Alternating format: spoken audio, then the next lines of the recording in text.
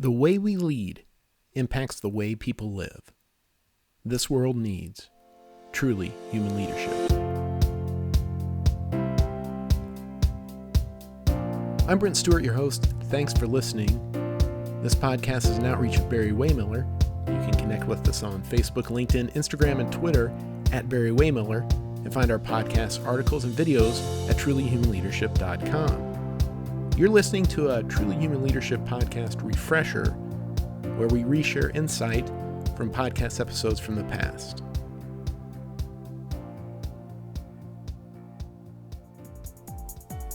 Michael Gelb started his professional career as, of all things, a juggler. He actually juggled on stage with Bob Dylan and the Rolling Stones. However, it was that skill that opened up a whole new world of thinking that led to him becoming the world's leading authority on the application of genius to personal and organizational development. Michael is a speaker, executive coach, and author who's written 16 books that have been translated in more than 25 languages and sold over 1 million copies. And this fall, he'll release a new book co-authored with our friend Raj Sisodia. It's called The Healing Organization: Awakening the Conscience of Business to Help Save the World. You might remember Raj as the co-author of our CEO, Bob Chapman's book, Everybody Matters.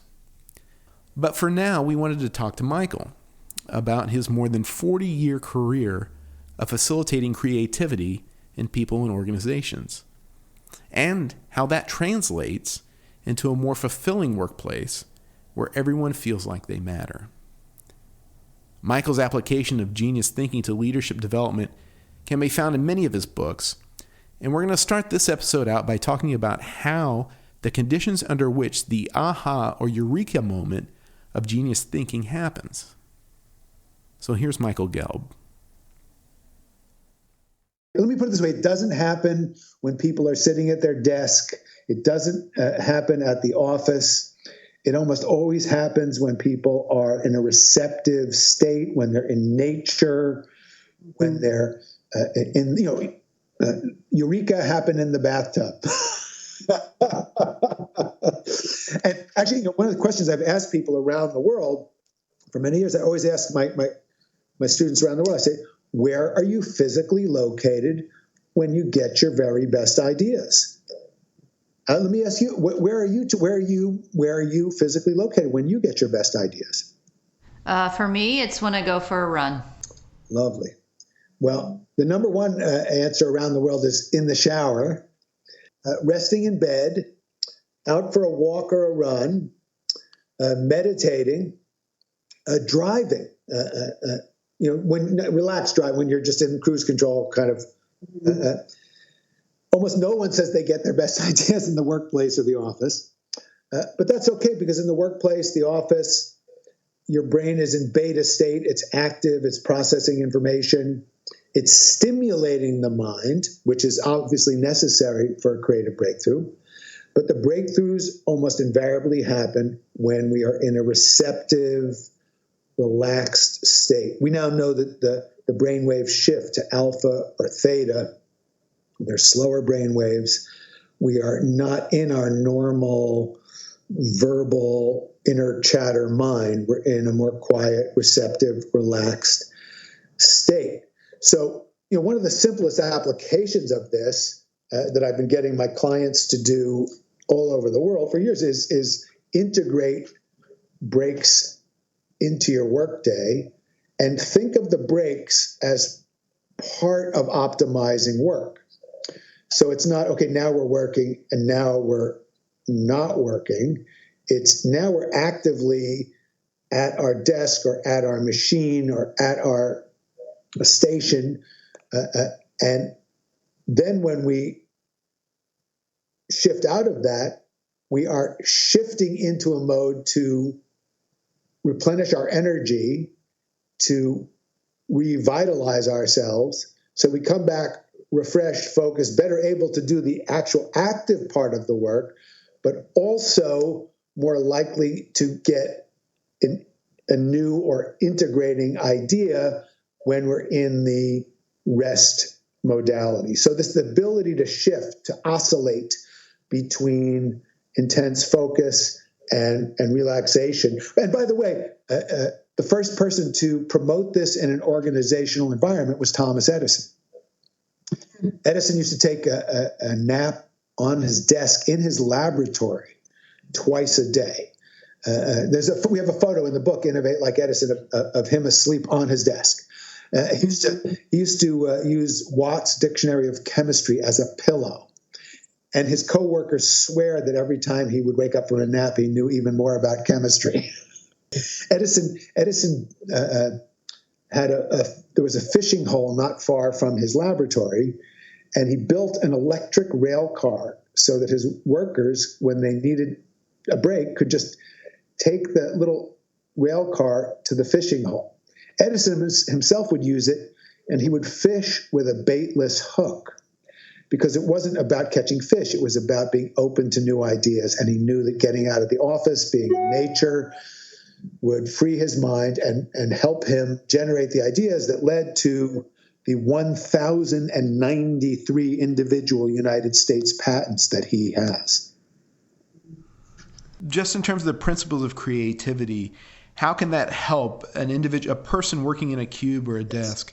How can trying to apply those principles to every day help make their lives better or make their work better? At Barry-Wehmiller, we want people to feel engaged and to feel like they have a voice.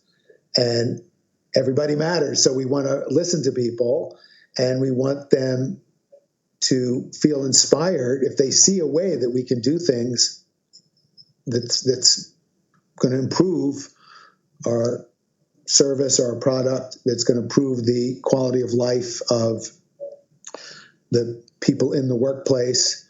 We want them to feel open to share it. And if people aren't invited to think creatively about how to improve, continuous improvement means you come to work every day with, how do we do it better today? What haven't we thought of?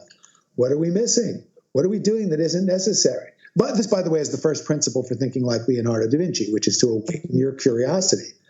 So when you have a workplace, when part of your workplace culture is that everyone is curious, genuinely curious, not trying to get brownie points or get a bonus or be recognized for, but no, we actually come to work every day and we're thinking, how can we improve this? How can we make it easier? One of the people we interviewed for the Healing Organization, they used to run this call center company, and it's to be a frontline call center person was a pretty brutal thing. You're just basically dealing all day long with disgruntled people, and so they started, and they had 100. The turnover in this company was lower than the industry average. The industry average is 150% turnover. Okay, what does that mean? It means everybody leaves, and then half the people leave again every year. Right? It's pretty awful. I mean, and this company was better than most. They only had 120% turnover. Okay, wow, yay us. And in the book, we talk about a lot of the things that they began to do, because what happened was the leader of this company just woke up. He had an awakening of conscience. And he realized his own equivalent of the precious child awareness. And one of the initiatives that he began at the company was he got every manager to go to every frontline worker every single day and ask them, is there anything that I can do to improve your experience of working here today? And, like the first day they asked this question, all the people said, yeah, can you please get us better chairs? Because they had horrible chairs. Most of them had backaches. Try being nice to a disgruntled caller when you have a backache. They changed out the chairs immediately. Now, besides the fact that this helped the backaches of the people who were on the front lines, it was the first time anybody ever asked them what they needed. And the fact that it was addressed began to change the entire culture of the company. And turnover went down to 18%. Now, the great thing is they didn't do it as a tactic to reduce turnover and improve ROI. Those were just, as we see, those are epiphenomena. Those are just byproducts of caring for people and being responsive and thoughtful and just curious about how can I make your experience of working here better.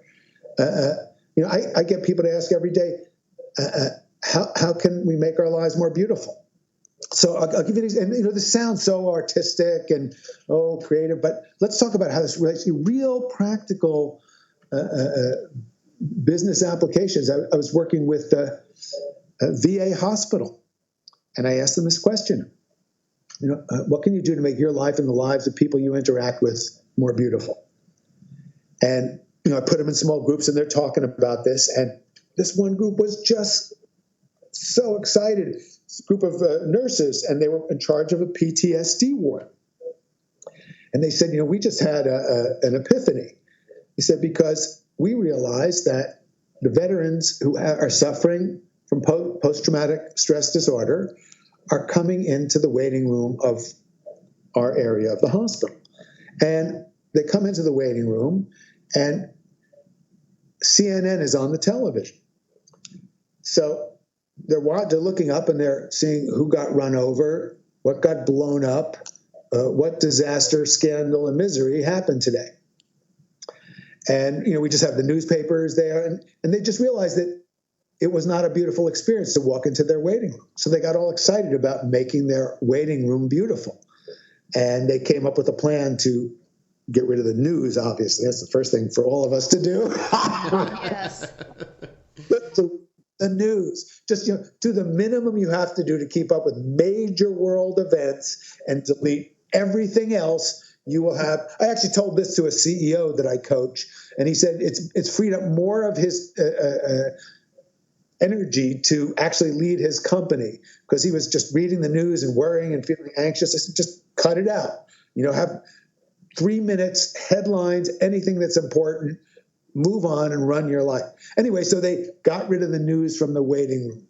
They decided that they would make it a really beautiful environment. They put up poster art exhibitions with themes. They put in aromatherapy. They realized lavender is a healing scent, and they put it in the waiting room. They put flowers in. And the best thing about this is, obviously, they're supposed to be running a place that's healing veterans, and so it's pretty obvious that you'd like the healing to start when they get into the waiting room. But the energy that they got out of it, the feeling of healing themselves, of feeling that they were coming to a more beautiful place. So these are little things, none of which cost any significant investment, but upgrade the level of well-being and energy that people have.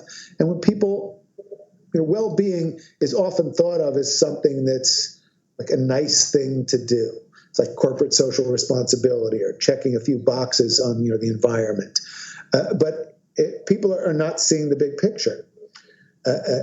Well-being is energy. And energy is what gets the job done. It's what makes work happen. And there's absenteeism, which we're all familiar with, which costs companies a fortune. But there's also presentism, which is your body is there, but your heart and your mind aren't. So how do you make work? That's the other thing too, is I get people to let go of this out-of-date notion of work-life balance. That somehow your work and your life are separate things. For much of your adult life, you're going to spend a significant amount of it at work. It better be a meaningful part of your life. So how do we make it more meaningful? How do we connect the way it can be more meaningful? It doesn't mean you have to be doing something where the product itself is meaningful. You can do it by enriching the lives of the people you interact with every day, even the smallest thing. So we now know that emotions are contagious. So even your smile, your kindness, you get coffee for somebody, you open a door for somebody, you get something for somebody, you anticipate somebody's need to do something for them. You are making your life more meaningful and enriching their life every single day. So these small acts of kindness, there's a lot of research on just how powerful they are to create, again, more being, more energy, more fulfillment, more happiness, more quality in what we do. Yeah, we say that all culture is local. It matters how I treat the people that are in my span of care. And I realize that, and also it goes both ways too. The way they treat me, it is the people that sit the closest to me that create the culture of my work. And we teach that all the time. It's like, think about how your actions impact the lives of the people right in front of you. And that doesn't cost anything. That's right. It doesn't cost anything. And most people underestimate the influence that they have. They think, well, just how the boss is. And, everybody looks to see is the boss smiling, is the boss frowning. But that's an outdated way of thinking about things and an inefficient way of thinking about things. Instead, we create this situation where people realize that, well, hey, to coin a phrase, everybody matters. Your influence matters. Your smile matters. Your energy matters. Your presence matters. Your creative ideas matter. And we want you to share them, please. Mm-hmm. Yeah. Your idea about emotions being contagious, that's from one of your most recent books, The Art of Connection, which seems to kind of, be another step along the way to the newest book, The Healing Organization. Talk a little bit about why writing a book like The Art of Connection was important, why cultivating relationships was important to amplify some of the other things that you've written about. Having written these books about creativity and innovation, Da Vinci and Edison, I wrote another one called Creativity on Demand. And I'm known mostly, I get invited to do these keynotes and seminars and consulting for companies on creativity and innovation. But rather, I'm more than just a keynote speaker or a seminar leader. I've really partnered with companies through most of my career. In some of my longest client, I think I worked with them for 18 or 19 years. I was on retainer to one client for 18 until they retire. And I've had other clients for 5 years, 8 years, 9 years, significant periods of time where I've helped them really build cultures that are much more conducive to innovation, where I call it innovation literacy, where everyone understands how to be creative, the phases of the innovation process, the most efficient tools for generating and organizing new creative ideas, even how to communicate those ideas.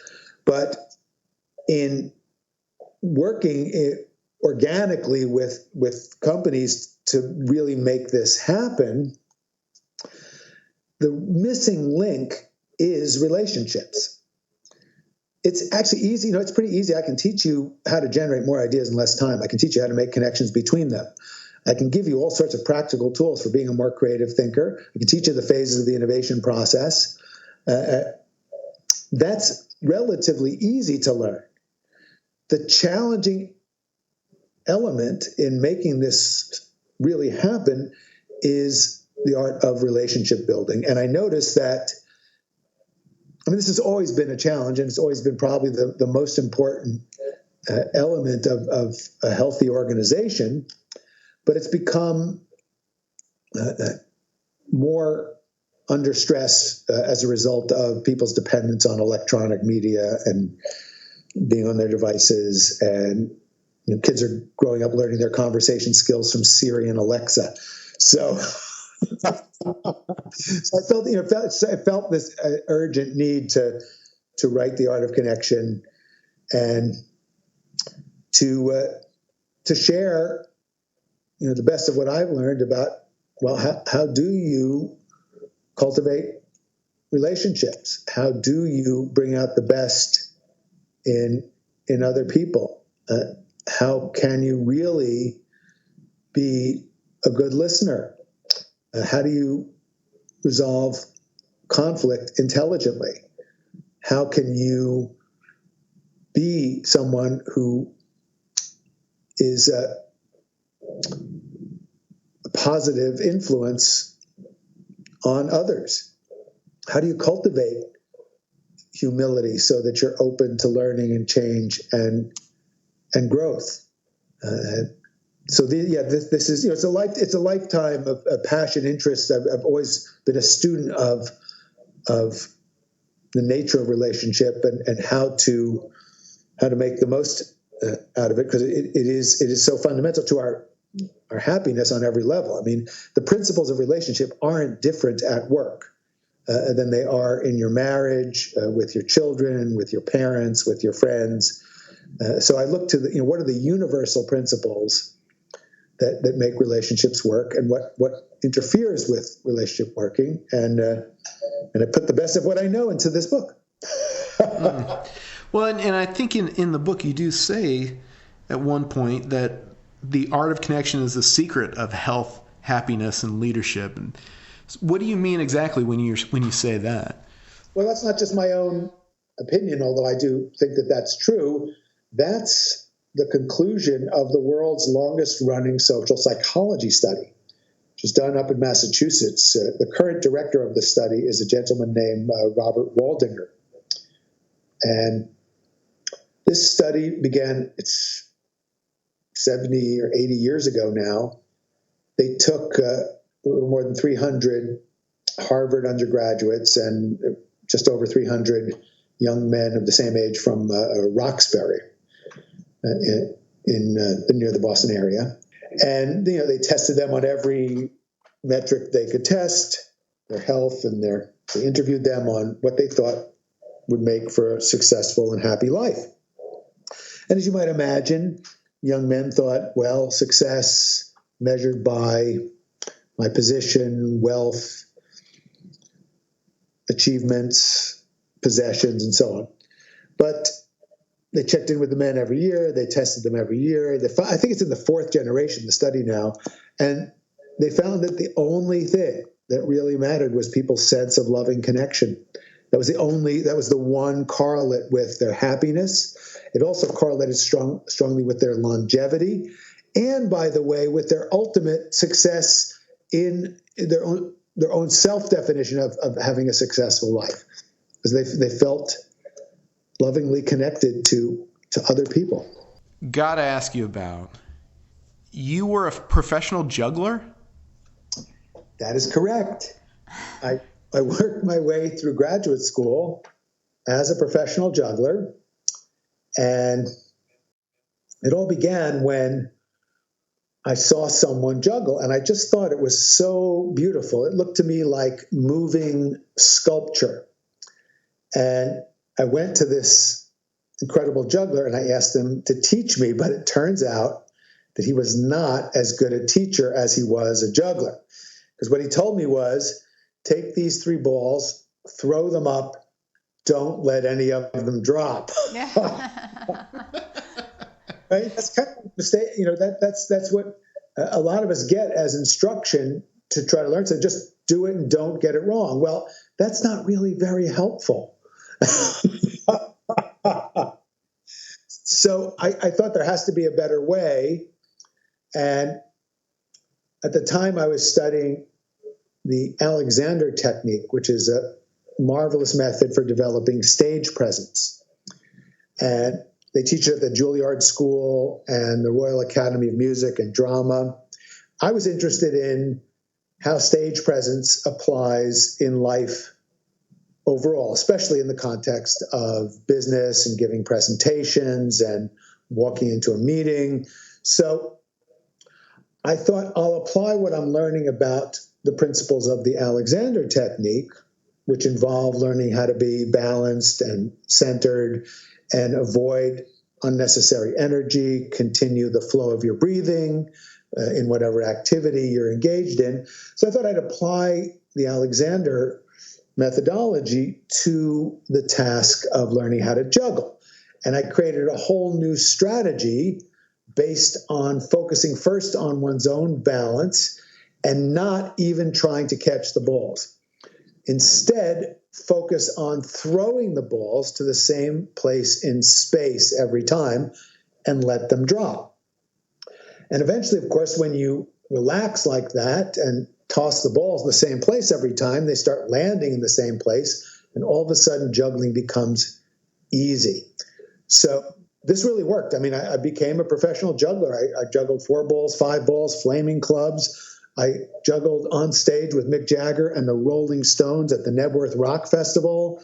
I juggled Bob Dylan. I used to work at Harvard Square. I once earned $80 in quarters in a couple hours in Harvard Square. It also, this is many, many years ago, but the insights I got into how to learn as I began to be invited to work with companies around the world to create more innovative, cooperative cultures, what would eventually become to be called the Learning Organization, based on Peter Senge's brilliant work. I started using juggling as a metaphor for the process of learning whatever it is you want to learn. And I actually developed this whole corporate program. I once taught 1,000 IBM engineers how to juggle in this big ball, because what I do is I put them in teams and they pick the balls up for one another. So you're really modeling support and teamwork. And by focusing on the process rather than grasping for the result, you really get the essence of what brings about quality. A quality result is a function of a quality process and open, free communication and collaboration, plus fun, because there's something about learning to juggle that gets people laughing and being more playful and more childlike. So yeah, I turned this into a corporate seminar. I wrote a book about it. It came out in 1994 called Lessons from the Art of Juggling. And I once taught Joan London how to juggle live on Good Morning America. Well, so how did it come about that you started working with organizations to help inspire creativity and work with leadership? How did that come about? Was it kind of a linear process from your studies and from your juggling career? How did that all come about? It was a wildly nonlinear process. That's all the best are. Yeah. I only had 2 criteria for what I would do. One is that it had to be something that would be healing or helpful to others. And the other was it would have to be something that would be healing and helpful to me to learn about. Believe it or not, I actually moved to Washington, D.C. because I thought it was the place where creativity and innovation might be of most service to the world. But I guess no one's too surprised to discover that politicians, government, really, they weren't interested in creativity. They weren't that interested in innovation. I actually put on these public seminars, 3-day programs called High Performance Learning. But the programs were full. We used to have waiting lists from business people who were really interested in creativity and accelerated learning and innovation. And they began engaging me to work with their companies to help them develop cultures that had more creativity and more innovation, and where people could accelerate their learning and improve their communication. And then it slowly began to dawn on me that the point of leverage for making a better world would actually be business. That this is where the dynamism was. This is where the real power, money, and influence was. So I formulated a mission very early on to work with companies to help them become more creative, more conscious, and more compassionate. And I've been doing that ever since. So somewhere along the line, you met up with Conscious Capitalism, and you met up with Raj Sisodia, who's our CEO Bob's co-author and your co-author now. How did that all come about? Okay, well, in I think it was 96, I was still living in DC, even though I was now working primarily with businesses rather than government. And I was invited to lead a series of 3-day seminars at George Mason University as part of their executive MBA program. And the director of that program was Professor Raj Sisodia. Mm-hmm. So Raj attended, I don't know how many sessions I did. I probably did 3, 4, 5, maybe more, probably maybe 6 or 7 of these sessions for Raj's executive MBA group, and just liked the guy right away, and we stayed in touch. So a number of years later, he sent me the galleys of Firms of Endearment. And I remember reading it and thinking, wow, this guy has made the business case for what I've been kind of doing on my own. I was a solo practitioner. I had this quixotic notion of saving the world through business by making businesses more conscious. And I knew intuitively that was better business. I knew that it had to be better, but I didn't have the proof. Well, here was Raj presenting the evidence. Without giving anything away, later on down the road, we'll get you and Raj together and we'll talk about the book, The Healing Organization. But how did this road that you've been on lead to that book and that collaboration with Raj? It's both Raj and I feel this sense of this was a calling, and we felt this was just something that we were really called to do. That it's what the world needs. I mean, this is not a luxury item. We have grave challenges. We have way too many people who are still suffering from opioid addiction and obesity and domestic violence. We have environmental issues. We have more political divisiveness than I've ever seen in my lifetime, and that includes, the Vietnam War and all the issues back in the 70s. So how are we going to deal with this? I don't think government's going to come up with the solution. And I don't think I think it's an outdated idea that if you want to do good in the world, go work for a nonprofit or a foundation. That's not, it's a wonderful thing to do. And I'm support the efforts of real leaders within government from whatever party to address these important issues. But Raj and I both feel strongly that it's only business that's really going to get it done. Mm-hmm. And that we're at a time where it's just so fascinating because people are saying, things are worse than ever. Well, no, actually, they're not. The work of Steven Pinker shows that despite everything, things are getting better for more people than they ever have been. But that doesn't take away the fact that they're also worse for too many people. So how are we going to address the needs of those, the vast numbers of people who are still living in poverty, who don't have enough to eat, who are, sadly, of course, the people who are most affected by environmental degradation are those who can least afford to be affected by it. So how do we address all these issues? We leverage the power of business. See, it used to be people didn't used to know. We talk a lot about this in part one of the new book, that the old model was expressed by Andrew Carnegie. It's called Carnegie's dictum. And it really was the best thinking of a previous generation. And it was, Carnegie said, in the first third of your life, get the best education you can. He said, in the second third of your life, make as much money as you can. He said, in the third part of your life, give away as much as you can. Because the operating assumption at Carnegie's time was that in order to make money, you had to do what he did and exploit workers, destroy the planet.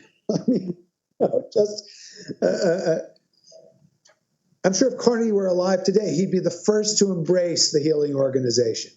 He was a visionary guy. He wanted to make the world a better place. He just didn't really know. And the consciousness of the time was such that the cutthroat competition between Carnegie and Rockefeller and J.P. Morgan, I mean, it was a different era. And plus, at that time, it also seemed that, these fossil fuel type resources were unlimited and knock yourself out. Well, we've knocked ourselves out. So we're in a different time. And now we know, thanks largely to the research by Raj in Firms of Endearment and many other wonderful researchers and thinkers who recognize this, that there's a new model. Not only can you do well by doing good, you'll do better by doing good. You'll do it more sustainably. You don't have to harm others, harm the planet, and then try to make up for it by giving stuff away. You can bring out the best in people. You can create a beautiful organization. You can make a difference for people. You can be a healer in the process of generating tremendous wealth and tremendous abundance. And then you can share that too.